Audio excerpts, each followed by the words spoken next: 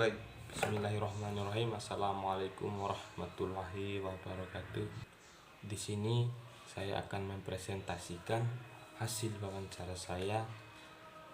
Tapi terlebih dahulu saya akan memperkenalkan diri saya. Perkenalkan, nama saya Julfian dengan NIM 2020A1C008, Prodi PPKN semester 2.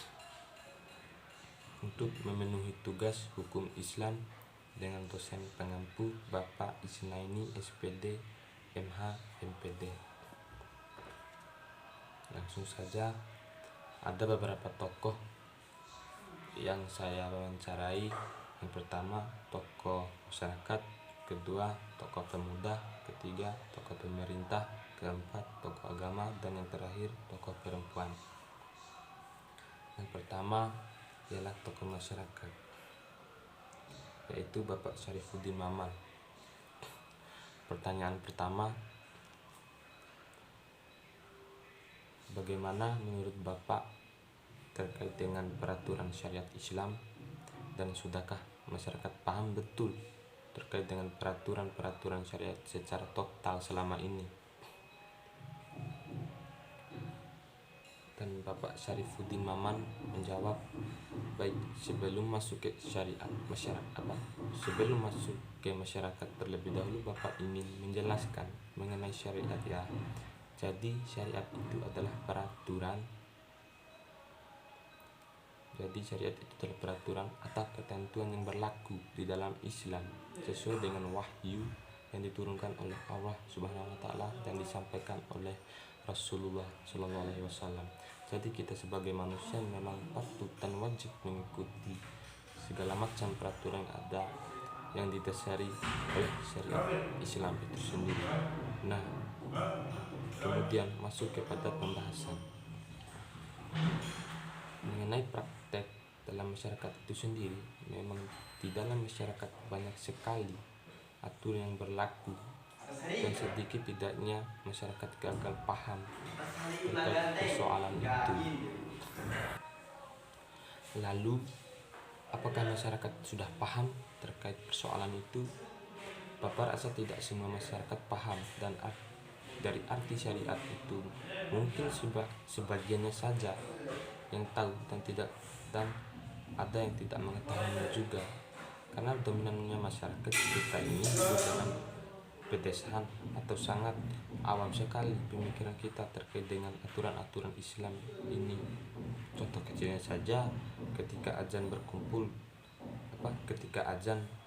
mereka masih saja berkumandang. Tentu kalau kita yang paham kuadrat kita sebagai manusia, ketika mendengarkan langsungan azan, kita bergegas ke masjid dan melaksanakan kewajiban kita, mengerjakannya dan yang lain-lain sebagainya, dan mereka menyampaikan perkara yang wajib. Ada juga yang Bapak sering jumpai di masyarakat.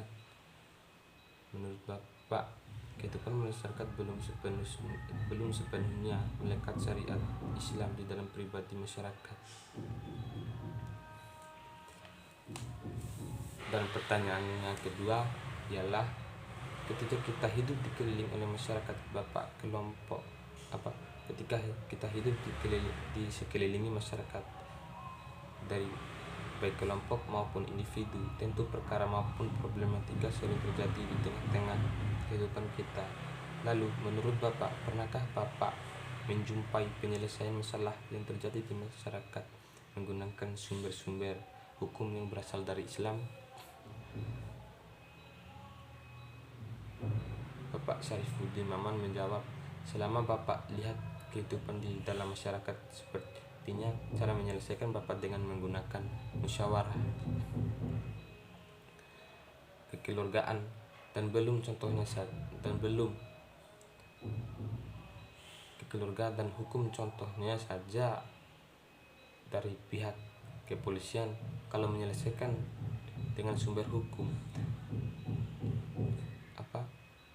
penyelesaian dengan sumber hukum Islam, ya tentu kita petik saja. Misalkan di dalam hadis-hadis banyak dijumpai ayat yang penjelasannya pertentangan musyawarah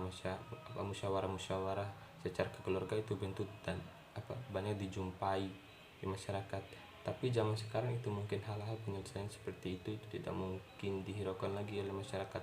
Banyak yang lari ke jalur hukum, misalnya dipanggil oleh pihak kepolisian, lalu mereka menyelesaikan dengan cara berdamaian dengan menggunakan oknum aparat dalam permasalahan mereka. Lalu pertanyaan ketiga ialah, menurut Bapak, bentuk perkawinan terlarang itu seperti apa? Apakah pernahkah terjadi di sekitar kita? Dan Bapak Syarifuddin menjawab, perkawinan terlarang saya rasa belum pernah terjadi. Baru-baru Bapak dengar, mungkin orang yang kawin lari, mungkin pernah Bapak dengar. Hal semacam itu kemungkinan disebabkan oleh karena tidak adanya restu dari kedua orang tua mereka, dari kedua belah pihak. Pasalnya mereka yang kawin lari Bapak rasa itu hanya terjadi di sinetron, bukan terjadi di kehidupan nyata. Dari kejadian seperti itu tidak pernah terjadi di kehidupan masyarakat di sekitar kita.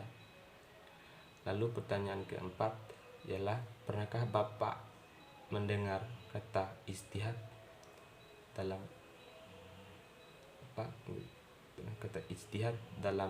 pandangan Bapak? Ijtihad di dalam Islam itu bagaimana sih? Beliau menjawab, pernah. Jadi arti ijtihad itu sendiri adalah berjuang melawan kemungkaran. Kalau di zaman Rasulullah SAW itu berperang melawan kaum musyrik atau musuh-musuh Islam di saat itu. Lalu pertanyaan yang terakhir ialah, di dalam Islam bentuk pembagian harta warisan sudah dijelaskan dari berbagai referensi dan hukum. Kemudian menurut Bapak, bentuk pembagian warisan yang terjadi dalam kehidupan bermasyarakat itu sendiri seperti apa? Apakah metode pembagiannya sesuai dengan aturan Islam atau melenceng? Beliau menjawab, ya, jadi dalam proses pembagian harta warisan itu banyak mengambil dari peraturan Islam. Karena jika tidak disadari dari aturan Islam, maka tidak patokannya dari mana? Kita dipatokannya dari mana juga. Nah, praktek yang terjadi di kalangan masyarakat ketika kedua orang tua meninggal, tentu warisan akan jatuh ke tangan anak-anaknya. Nah, mereka lah yang menjadi ahli warisnya. Secara yang lain pun tidak berpatokan, karena orang tua belum meninggal namun masih kedua orang tuanya hidup, harta warisan juga belum dilakukan pembagian. Yang kedua, jadi gitulah, sampai situlah wawancara saya kepada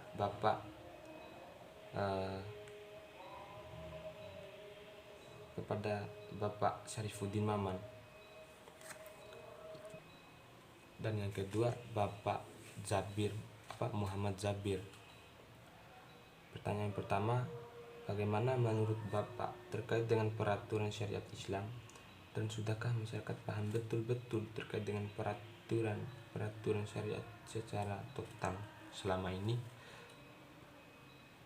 Bapak Zabir menjawab, jadi syariat itu adalah aturan yang terturun dari Allah kepada manusia, sehingga harus diikuti secara sempurna, dan umat manusia pun memenuhinya. Di kalangan masyarakat banyak sekali aturan yang tidak didasari atau tidak melihatnya aturan dari Tuhan, jadi mereka kepada aturan sendiri. Contoh jadi di kalangan masyarakat banyak sekali aturan yang tidak disadari atau tidak melibatkan aturan itu dari Allah, jadi mereka lebih begitu kepada aturan sendiri. Contoh,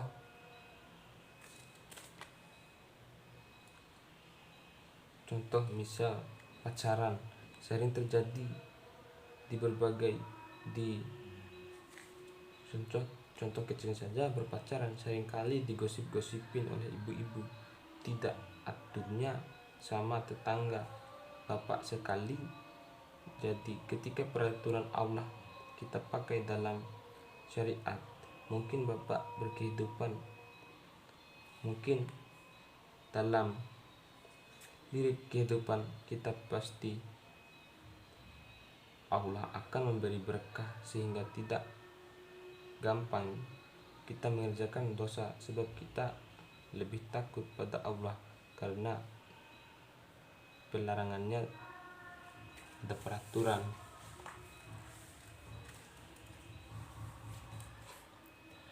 Dan pertanyaan yang kedua ialah, ketika hidup dikelilingi oleh masyarakat baik kelompok maupun individu, tentu perkara maupun problematikanya sering terjadi di tengah-tengah masyarakat atau di tengah-tengah kehidupan kita. Menurut Bapak, pernahkah Bapak menjumpai penyelesaian masalah yang terjadi di masyarakat menggunakan sumber-sumber hukum Islam yang berasal dari Islam? Bapak Jabir menjawab, sejauh ini Bapak tidak menemukan masyarakat menyelesaikan masalahnya dengan berpatokan pada sumber hukum Islam, contoh dari Al-Quran atau memetik ayat 1 ayat 2 dari hadis Rasulullah itu, dan belum pernah menemukan hal-hal semacam itu. Contoh, ketika ada persoalan sengketa tanah atau masalah hutang, masyarakat lebih condong mengambil jalur hukum aparat dengan negara, aparat pemerintah desa, disebabkan kehidupannya tidak dilandasi dari syariat Islam. Kembali lagi kepada poin pertama, yang banyak sekali kejadian-kejadian seperti itu jika dilihat dari lapangan. Jadi menurut saya, masyarakat tidak pernah menyelesaikan masalah yang bersumber pada Al-Quran atau hadis mereka, tapi mereka lebih kepada peraturan manusia. Pertanyaan yang ketiga ialah, menurut Bapak, bentuk perkawinan terlarang itu sendiri seperti apa, dan pernahkah terjadi di sekitar kita? Bapak Jabir menjawab, mungkin bisa saya contohkan saja seperti pernikahan beda dengan agama ya. Dulu pernah terjadi di desa kita bentuk pernikahan seperti itu antara muslim dan non muslim. Jadi sampai melahirkan anak pun status pernikahannya masih belum kondisi pasangannya yang non muslim. Dalam Islam tidak ada ketetapan pernikahan yang boleh dilakukan dengan bersyaratkan tidak boleh bersyaratkan agama itu dan beda agama, dan tidak, pernikahan itu adalah ibadah dari mereka yang pernikahan itu adalah ibadah. Jadi mereka yang ingin menikah pun harus memiliki kesepakatan apakah harus masuk Islam atau harus keluar Islam dulu. Jadi kalau pernikahan semacam ini tentu pernah terjadi, dan harapannya tidak akan terjadi lagi di masa yang akan datang. Pertanyaan keempat ialah, pernahkah Bapak mendengar kata jihad? Dalam pandangan Bapak, jihad di dalam Islam itu bagaimana? Bapak Jabir menjawab, jihad itu tidak hanya dilakukan ketika pada saat zaman Rasulullah dan sahabat-sahabatnya. Sekarang pun kita harus berijtihad, baik melawan penguasa rakus jabatan atau ijtihad untuk menuntut ilmu.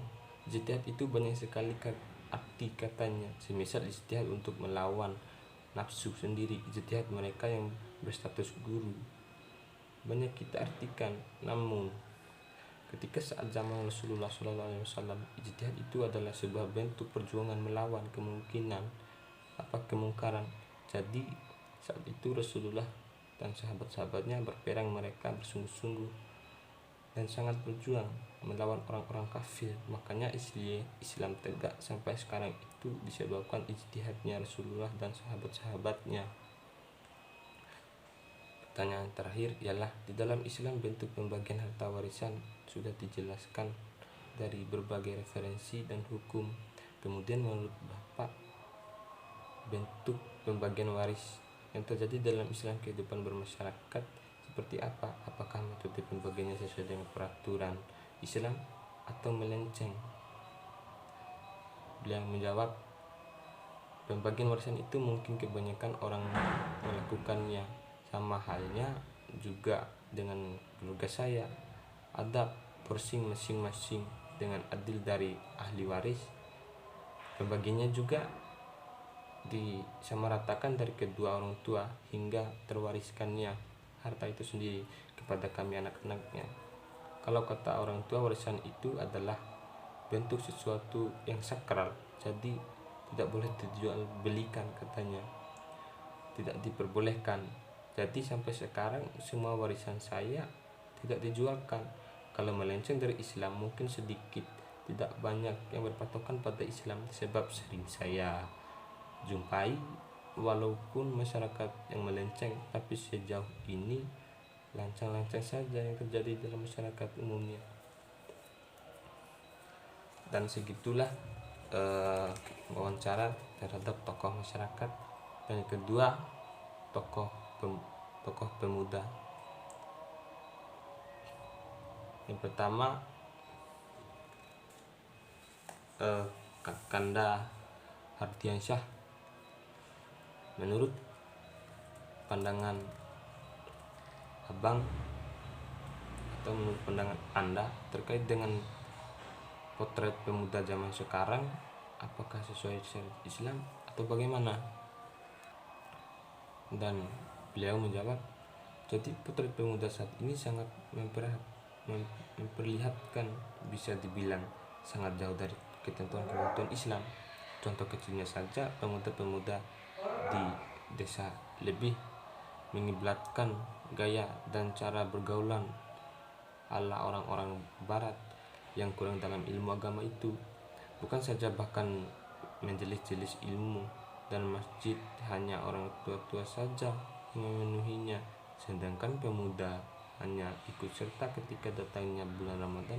Sholat Idul Fitri pun sangat memperhatikannya.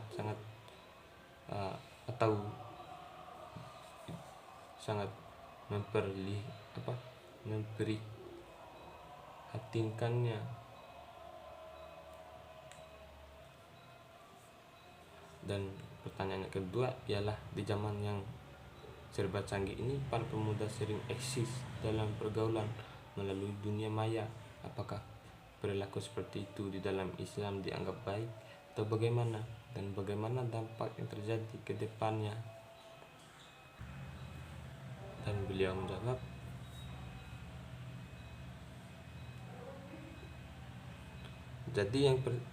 jadi seperti yang sudah saya sampaikan, bahwa semakin berkembangnya zaman, maka berpengaruh pula kepada perkembangannya pemuda-pemuda di zaman sekarang. Tidak menutup kemungkinan juga akan berpengaruh pada pergaulannya, mengikuti gaya kapitalis yang kurang-kurang membenah diri dalam hal yang membaru agama. Jika diteruskan, pasti akan sangat berpengaruh untuk dirinya, orang tua, bahkan orang-orang di sekitarnya nanti untuk kedepannya. Maka akan gampang dibawa gampang oleh arus, dan akhirnya terlahirlah pemuda yang bobrok, miskin akan ilmu, dan bergemar dalam bermaksiat. Teknologi itu bisa saja berpengaruh negatif untuk berkembang manusia, bergantung cara kita mengiringkannya. Jadi pertanyaan berikutnya, kita sering dijumpai di masa sekarang. Jadi kejadian anak-anak di bawah umur sudah melakukan banyak sekali penyimpangan. Bagaimana hukum dalam Islam terkait dengan permasalahan tersebut? Dia menjawab, memang banyak kejadian-kejadian yang sering terjadi di sekitar kita. Supaya contohnya saja, anak-anak di bawah umur yang hidup di desa kita, mereka sudah tidak takut lagi pada hukum yang berlaku. Mereka kadang mencuri, bermaksiat, berzina, padahal mereka pun masih anak-anak. Pertanyaan terakhir ialah, banyak sekali kejadian pernikahan dini yang terjadi di masyarakat. Menurut Anda, bagaimana pandangan Islam terkait pernikahan dini? Dan dia menjawab, pernikahan itu adalah sebuah kewajiban yang harus dijalankan semua umat manusia. Jadi kalau dalam pernikahan dini masyarakat sering melakukan, contoh saja di daerah Lombok, di sana sering terjadi pernikahan dini. Baru masuk SMP, masuk SMA sudah menikah, sudah selarian dan sebagainya.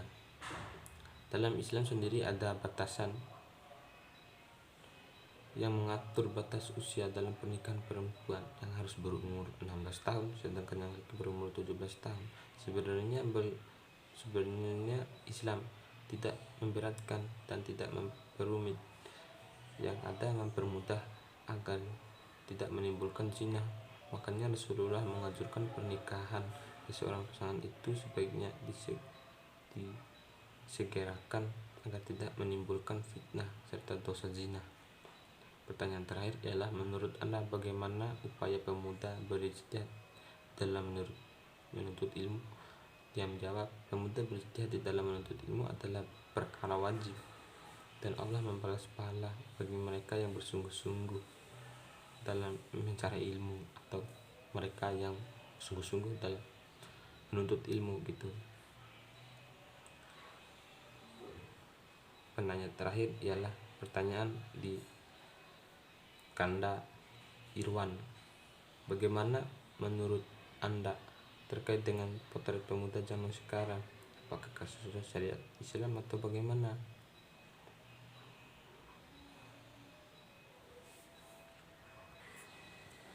Jadi beliau menjawab, menurut saya sangat jauh dari syariat Islam. Contoh saja, masih banyak pemuda-pemuda zaman sekarang memilih untuk bersenang-senang dan menghabiskan waktunya untuk hal-hal yang tidak bermanfaat ketimbang melakukan kebaikan. Dari segi akhlak, moral, kedisiplinan pemuda zaman sekarang sangat kurang dalam masalah itu. Padahal dengan pemuda zaman dahulu, dibandingkan dengan pemuda zaman dahulu.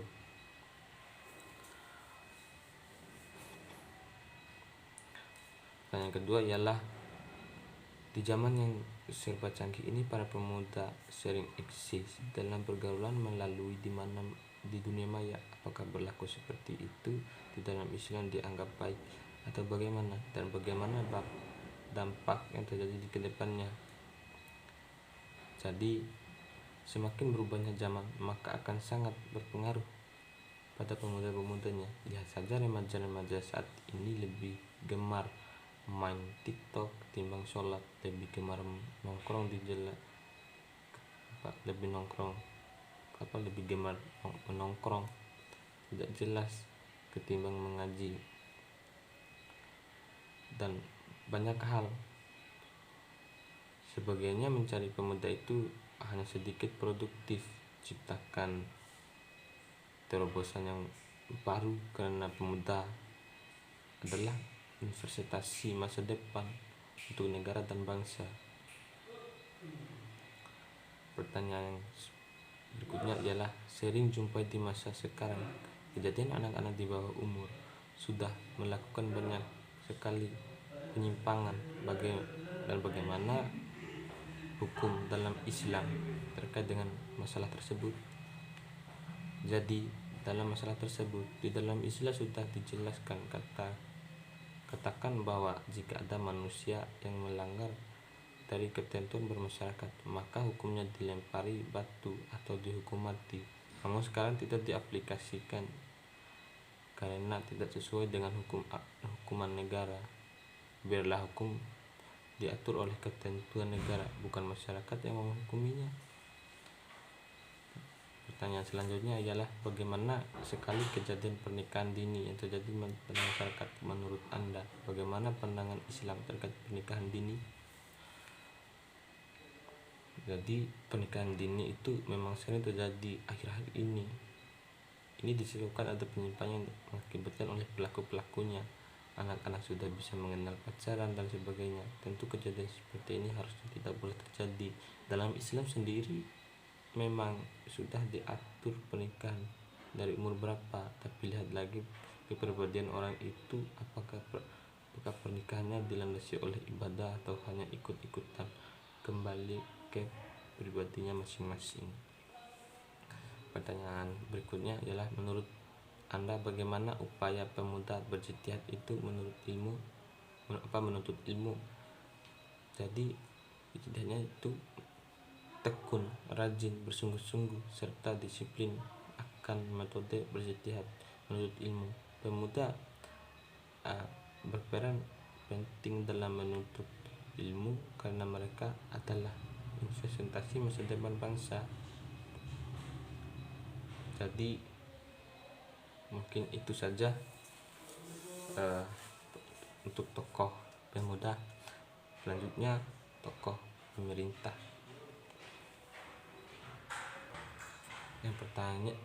Yang pertama saya menanyakan kepada tokoh pemerintah ialah Bapak Umar. Jadi pertanyaan pertama ialah, menurut Bapak bagaimana bentuk pembagian harta warisan di dalam Islam dan apakah sudah diaplikasikan di dalam kehidupan bermasyarakat? Jadi masalah warisan memang merupakan hal yang sangat penting. Tidak menutup kemungkinan ada juga yang bermasalah terkait dengan pembagian warisan karena ada pihak yang tidak menyetujuinya, dan maka proses penyelesaiannya juga diambil dari tata cara dalam pembagian warisan menurut Islam. Karena sudah banyak dijelaskan di dalam Islam ketentuan yang sudah disangat dalam, ada tata caranya atau metodenya. Contoh dalam hukuman Islam, apabila seseorang yang tidak meninggal dan memiliki harta warisan, ibu dari orang tersebut berhak atas 1/3 dari total nilai harta yang ditinggalkannya. Jadi ada anak dari orang yang meninggal tersebut, ibu tersebut hanya menerima 1/6 dari total warisan. Pertanyaan berikutnya, pernikahan merupakan ibadah di dalam kehidupan bermasyarakat. Apakah sudah memenuhi persyaratan perkawinan sesuai hukum Islam? Jadi saya rasa sudah memenuhi persyaratan, sebab jika ada yang kurang jika ada yang kurang, berarti kita melenceng dari hukum agama tersebut. Pertanyaan berikutnya ialah, perceraian merupakan hal yang dibenci oleh Allah. Jadi bagaimana potret perceraian di dalam kehidupan bermasyarakat? Jadi banyak sekali faktor yang menyebabkan adanya perceraian. Contoh di kehidupan masyarakat, ada kerabat saya yang bercerai dengan istrinya diakibatkan karena tidak cocoknya di antara keduanya, padahal sudah menjadi hubungan rumah tangga hampir 13 tahun. Hal ini picu akibat tidak memiliki keturunan, akhirnya pasangannya lari ke laki-laki lain dan akhirnya melibatkan perceraian. Jadi dalam Islam sendiri sangat melarang keras adanya perceraian. Rasulullah sendiri sangat membencinya.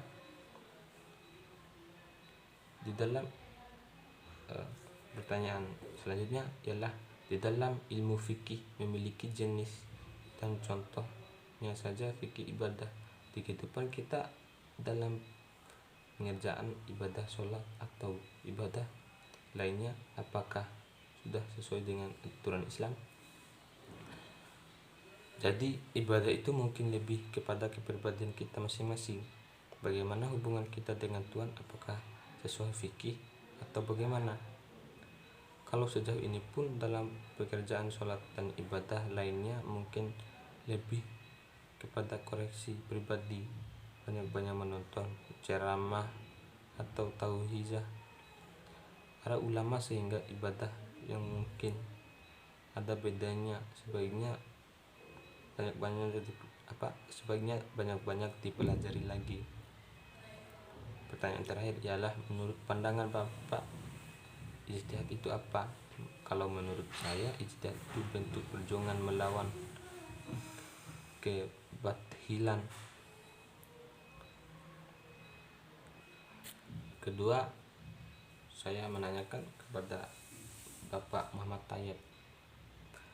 Pertanyaan pertama ialah, menurut Bapak bagaimana bentuk pembagian warisan di dalam Islam? Apakah sudah diaplikasikan di dalam kehidupan bermasyarakat? Jadi saya rasa pembagian warisan di dalam Islam itu sudah dijelaskan di beberapa sumber, dan saya pribadi pun sering belajar terkait itu, apalagi jika melibatkan Islam akan mungkin semakin bagus, karena itu juga melibatkan hukum yang ditetapkan oleh Allah Subhanahu wa Ta'ala. Pertanyaan selanjutnya adalah, pernikahan merupakan ibadah dan di dalam kehidupan bermasyarakat sudah memenuhi persyaratan perkawinan sesuai hukum Islam. Menurut saya sudah diterapkan perkawinan sesuai hukum Islam. Jadi menurut saya sudah diterapkan. Pertanyaan terakhirnya ialah, perceraian merupakan hal yang dibenci oleh Allah. Bagaimana potret perceraian di dalam kehidupan bermasyarakat? Jadi fenomena perceraian ini sering sekali terjadi di dalam masyarakat, bukan di desa kita saja, melainkan para artis ibu kota pun sering bercerai diakibatkan karena konflik dan banyak problematika lainnya. Pertanyaan selanjutnya, di dalam Islam ilmu fikih memiliki jenis dan contohnya saja fikih ibadah. Di kehidupan kita dalam pekerjaan ibadah sholat atau ibadah lainnya, apakah sudah sesuai dengan aturan Islam? Jadi saya rasa sudah, karena kita mengutip di berbagai sumber-sumber dalam hukum. Pertanyaan terakhir ialah, menurut pandangan Bapak, ijtihad itu apa?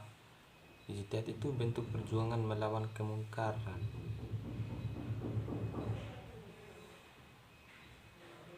Jadi mungkin segitu untuk tokoh pemerintahnya. Selanjutnya tokoh agama. Saya bertanya kepada Bapak Emon Sulaiman. Pertanyaan pertama ialah, Islam adalah agama yang sempurna yang Allah turunkan lewat perantara Rasulullah. Menurut Bapak, bagaimana implementasi Islam di sekitar kita? Apakah sudah sesuai hukum Islam atau tidak? Saya rasa belum sesuai hukum Islam, karena masih banyak sekali kegiatan-kegiatan yang menyampingkan aturan agama. Semisal masih saja ada ibu-ibu yang berkumpul untuk menggosip-gosip. Bapak-bapak pun sama. Kita sebelum merasa takut pada pencipta, karena kita merasa bahwa kehidupan di dunia ini akan kekal. Jadi kita hanya sementara. Kejadian di pedesaan mungkin miris.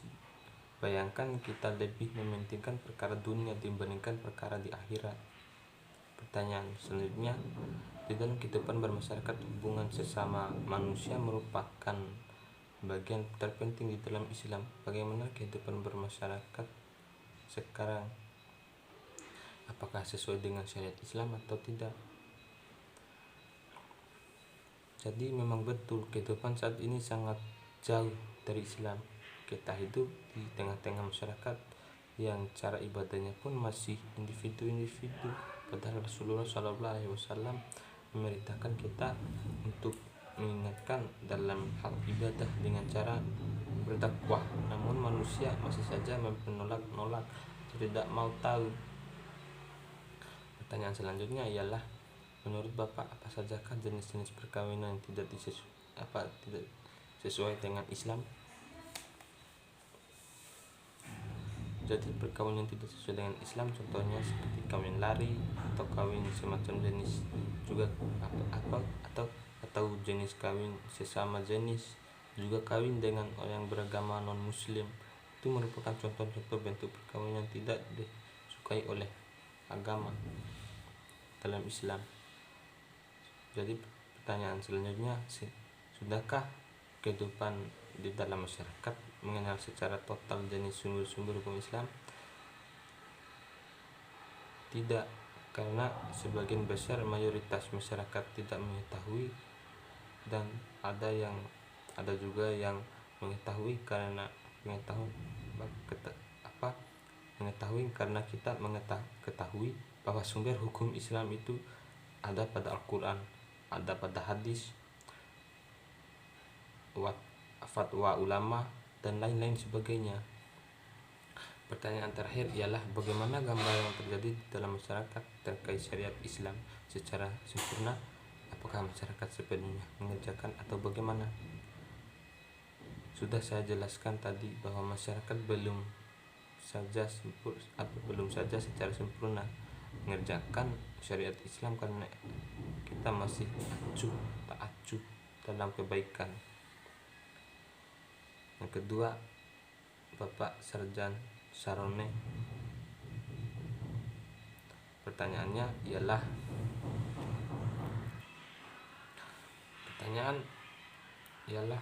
Islam adalah agama yang sempurna yang Allah turunkan lewat perantara Rasulullah. Menurut Bapak, bagaimana implementasi Islam di sekitar kita? Apakah sesuai hukum Islam atau tidak? Saya rasa sebagai masyarakat tentu merasakan bagaimana kehidupan di tengah-tengah masyarakat. Fitnah di mana-mana, didengki hati dari sesama, saling berkonflik pada pertengahan pelantangan itu merupakan bentuk keharmonisan di dalam kehidupan bermasyarakat. Pada Islam pun sangat membenci adanya penyakit hati. Yang kedua, kehidupan kita sangat jauh dari hukum Islam, sudah banyak terjadi di sekitar kita. Tak jarang masyarakat pun menghubungkan saling renggang. Ini tidak diakibatkan iman yang kurang di dalam kepribadian seseorang tersebut. Pertanyaan selanjutnya ialah, di dalam kepentingan bermasyarakat, hubungan sesama manusia merupakan bagian terpenting di dalam Islam. Jadi bagaimana kehidupan bermasyarakat sekarang? Apakah sesuai dengan syariat Islam atau tidak? Jawaban saya masih sama. Hubungan masyarakat kita saat ini masih bersifat individu, namun akan terlihat bersama jika ketika ada acara-acara penting, namun dalam hal kebaikan hanya segelintir saja yang mematuhi dan sadar. Pertanyaan selanjutnya, menurut Bapak, apa sajakah jenis perkawinan yang tidak sesuai dengan Islam? Jadi mungkin kawin lari, kawin siri, karena ketentuan tidak ada dalam Islam. Pertanyaan terakhir ialah, sudahkah kehidupan di dalam bermasyarakat mengenal secara total jenis sumber-sumber hukum Islam? Saya rasa tidak. Ini disebabkan kita masih berpatokan kata orang, bukan kata Allah. Pertanyaan terakhir ialah, bagaimana gambaran yang terjadi di dalam masyarakat terkait syariat Islam secara sempurna? Apakah masyarakat sepenuhnya mengerjakannya atau bagaimana? Jadi sepenuhnya masyarakat tidak mengenal bagaimana atau bagian Islam serta baik dan benar. Saya juga termasuk, karena masih sangat awam jika ketentuan syariat saya masih sepenuhnya belum mengenal. Di masyarakat juga, contohnya ibu-ibu banyak yang tidak berhijab, bapak-bapak masih ada yang gemar selingkuh dan sebagainya. Yang terakhir, tokoh perempuan. Pertanyaannya, kepada Ibu Sumarni terkait dengan fikih. Kata lain dari fikih ialah peraturan. Menurut Ibu, bagaimana peraturan mengenai batasan seseorang perempuan di dalam Islam? Jadi di dalam Islam batasan perempuan sudah diatur, sudah di dalam fikih wanita terkait dengan pembatasan antara wanita dengan laki-laki. Bagaimana kemungkinan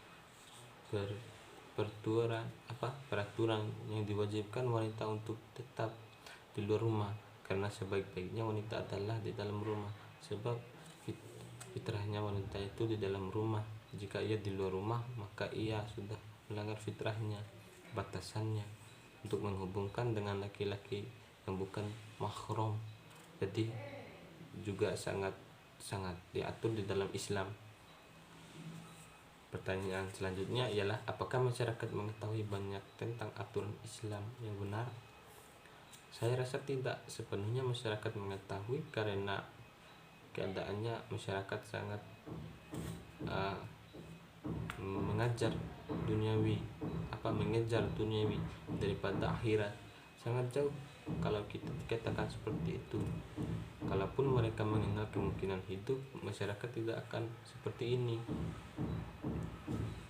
Jadi terakhir kepada Titin Margitasari, pertanyaannya ialah terkait dengan fikih yang kata lainnya ialah peraturan. Menurut Ibu, bagaimana aturan mengenai batasan seorang perempuan di dalam Islam? Jadi batasan antara perempuan dan laki-laki ada di luar ada diatur dalam fikih, karena memang sudah menjadi kewajiban seseorang perempuan untuk menjaga batasannya. Dan yang selanjutnya, apakah masyarakat mengetahui banyak tentang aturan Islam yang benar? Jadi tidak, karena masih banyak penyimpangan yang terjadi di kalangan kehidupan masyarakat. Pertanyaan terakhir ialah, menurut Ibu, apakah boleh seseorang perempuan menikah ketika masih dalam masa idahnya? Tidak, karena masa idahnya itu adalah masa menunggu bagi wanita apakah dalam jangka waktu yang ditetapkan itu ia tidak hamil atau ada kegiatan lain untuk rujuk kembali atau bagaimana.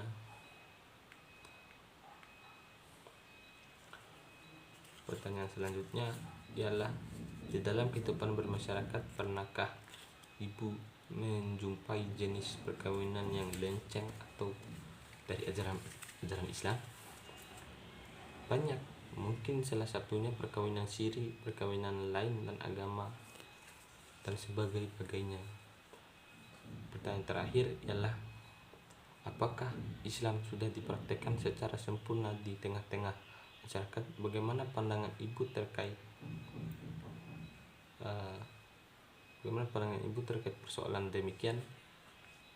Jadi Islam mungkin akan terlihat jika seseorang sudah masuk masjid atau dalam keadaan puasa Ramadan. Selain itu, kehidupan beratlah yang diikuti oleh masyarakat. Baik, terima kasih untuk sebelumnya. Jadi di sini kesimpulannya ialah, yang dapat saya ambil terkait hasil wawancara di tiap-tiap narasumber adalah, kehidupan di tengah-tengah masyarakat banyak yang tidak sesuai dengan syariat dan hukum Islam, tidak sepenuhnya teraplikasi. Rata-rata kehidupan bermasyarakat itu tidak terdominan. Jadi segitulah hasil yang saya wawancara yang dapat saya presentasikan. Lebih dan kurangnya saya mohon maaf. Wassalamualaikum warahmatullahi wabarakatuh.